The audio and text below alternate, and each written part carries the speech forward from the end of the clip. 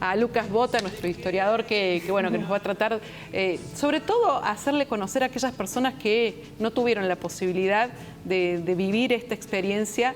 ¿Qué fue lo que pasó ese 2 de abril? ¿Por qué llegamos a esto? Bueno, buenas tardes. ¿Cómo están, chicos? Gracias por la invitación. La verdad que, es difícil definir el 2 de abril de 1982, ¿no? Es una lucha, es un combate perpetuo, podemos decir. Escuchábamos recién los testimonios ahí de los veteranos de guerra. Una lucha que llega, una guerra que llega en el peor momento de la peor parte de la historia argentina, ¿no? Una dictadura que estaba tocando su final y que tira un manotazo de ahogado ahí, intentando salvar un prestigio que ya estaba caduco, que ya estaba viejo.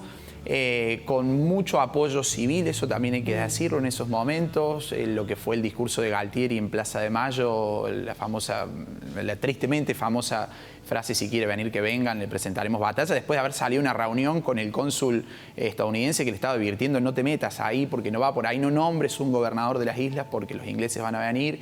Y sin embargo, todas decisiones mal tomadas y que terminan, llevando a la guerra a jóvenes, a adultos, a mujeres, porque hay mucha historia dentro de lo que ha sido esos 70 días de Malvinas, que todavía hoy se está rescatando, porque el proceso de desmalvinización posterior a 1982 fue muy fuerte.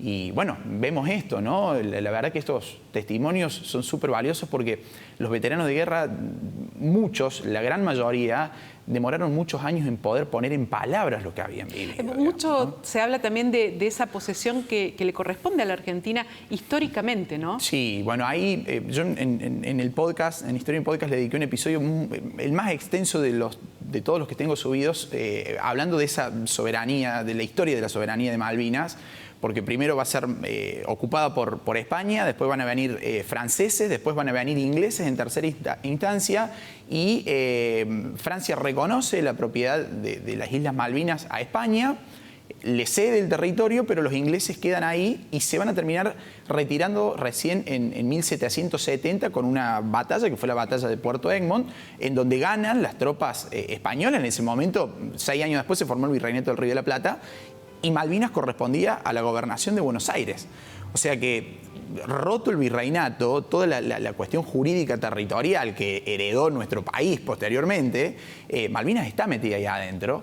Y recién en 1833 los ingleses regresan a Malvinas diciendo: no, nosotros fuimos sacados por la fuerza en 1770, dejamos una bandera en Puerto Egmont en esos momentos, en lo que hoy en día es la Gran Malvina, y necesitamos recuperarlas. Y volvieron y la ocuparon, no sin batallar, digamos, pero lo que teníamos para hacer frente en esos momentos era muy poco, y a partir de ahí la lucha por la soberanía fue por montones de canales, por todas las vías que ustedes imaginen, desde los mapas, desde la numismática, desde la filatelía. En 1933 los ingleses largaron una colección de estampillas que recordaban el centenario de la ocupación de Malvinas. Sí, son unas estampillas que dicen, no hablan de Malvinas, hablan de Falklands, en realidad, que es el nombre que ellos le dan.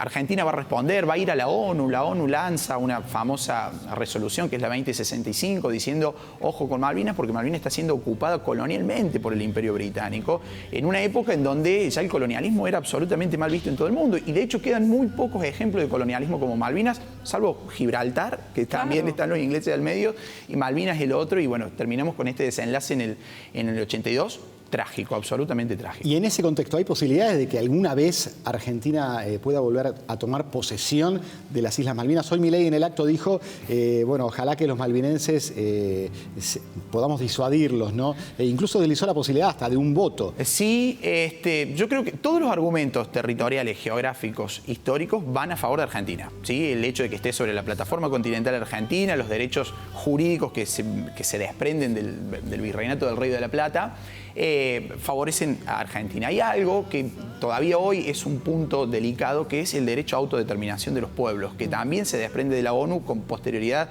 a la Segunda Guerra Mundial, cuando empieza todo el proceso de descolonización en el mundo. Dice, que cada pueblo autodetermine. Entonces yo creo que el presidente Milei hoy fue en esa línea, de decir, creo que dijo palabras más o menos, queremos ser una potencia para que elijan ser argentinos, creo que dijo una cosa así. Me parece que hay muchas otras vías por seguir indagando ahí, Y la verdad, más que una opinión, es un anhelo de que Malvinas vuelva a estar bajo control argentino, ¿no? Y también de alguna manera que se siga reconociendo a los excombatientes, porque bien lo decían, estos jóvenes de entre 18 y 19 años que fueron engañados, les dijeron, bueno, van a volver como héroes y después nadie los esperaba una vez que llegaron, sumado al engaño que sufrieron estando en las islas, sin comida, con condiciones verdaderamente infrahumanas también. Totalmente. Ese proceso de desmalvinización, mira, yo he tenido la fortuna, muchos años que estuvimos en el mundo de la música, tenía un integrante de la banda, veterano de guerra de Malvinas, entonces un tipo muy abierto y nos contaba, Jorge, a quien le mando un gran abrazo, dice, lo que nosotros vivimos después de eso fue terrible, fue peor que la guerra misma, ¿no? Fue volver de Río Segundo, él acá muy cerquita de Córdoba capital, dice, yo no recuerdo cómo llegué a Córdoba, no tengo en mi cabeza esa data, sí que llegué a Córdoba y me dejaron ahí y tenía que volver a mi casa y iba a la terminal y decía, quiero volver a Río Segundo, bueno, paga el pasaje, pero vengo de Malvinas, no tengo para el pasaje. Entonces, bueno, volver a la casa y que la madre no lo conociera, Sí, no, la inserción al mundo laboral héroes, incluso. Empezó a sentirse muchísimos años después. Sí, absolutamente. Porque cuando volvieron fueron totalmente discriminados, hasta para darles trabajo, ¿no? Sí, sí, él contaba que en este proceso de poner en palabras lo que fue Malvinas, muchos compañeros le contaban que él no lo tiene, pero sí varios de sus compañeros, venir en micros con vidrios cerrados, tapados, para que nadie los viera, porque eran los que habían perdido el conflicto, ¿no? Una cosa realmente dolorosa que duele contarlo hasta el día de hoy. Y algo similar y no menor pasó con las mujeres en Malvinas, ¿no? Las mujeres en Malvinas... Invisibilizadas. Absolutamente. Absolutamente. Recién desde el 2012-2013 empezamos a tener trabajos serios y mujeres que se han animado primero a contarlo, que han vuelto a la escena pública y a la escena donde no tendrían que haber salido nunca, en el rol como enfermeras, qué sé yo, hay muchos relatos de veteranos de guerra diciendo el abrazo que me daban esas mujeres cuando yo llegaba. Emocional, te iba a decir. No eso, me la daba ni mi madre. madre. Se veía, ¿no? Sí. Sí, sí. De lo que hicieron aproximadamente 20 mujeres. Sí, fueron. 20 mujeres, ninguna con rango militar, Claro, pero todas enfermeras civiles que han ayudado a armar el buque, el Ara Irízar, por ejemplo, que se convirtió en buque hospital, fue armado íntegramente por mujeres. Claro. Así, bueno, eso hay que rescatarlo. No hubo reconocimiento, sino desconocimiento cuando regresaron, y ahí se explica la gran cantidad de suicidios de soldados de Malvinas en los años posteriores a la guerra, contraponiéndose a ese clima festivo que decíamos recién, la Plaza de Mayo llena vitoreando a Galtieri, en las canchas de fútbol, las hinchadas también, sí. Avivando el sentimiento pro Malvinas, pensando que la guerra ya estaba ganada. De hecho, la revista Gente, la tapa histórica esa decía, sí, estamos ganando, sí, sí. No, toda una propaganda en ese sentido. Absolutamente, y aparte toda la movida que se gestó en cuanto a recaudación bueno, hay muchos ejemplos de chocolates, de frazadas, de joyas. Hubo se mandaban cigarrillos también. Una maratónica jornada televisiva en Buenos Aires que, ¿te acordás? Sí, claro, sí. Que digamos buscaban ahí estos donativos que después se perdieron todos, no llegó absolutamente nada. Figuras relevantes como Pinky en ese momento, la locutora y conductora, bueno, llevaban adelante esta campaña donde le pedían a todos los argentinos colaborar con lo que tuvieran en oro, ¿no? Y ahí se armaba una urna muy grande y se iba donando.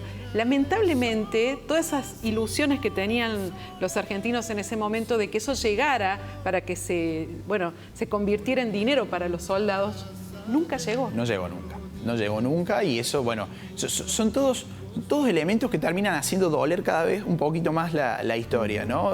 Yo creo que va a ser una herida abierta y me parece que está muy bien ponerla sobre la mesa.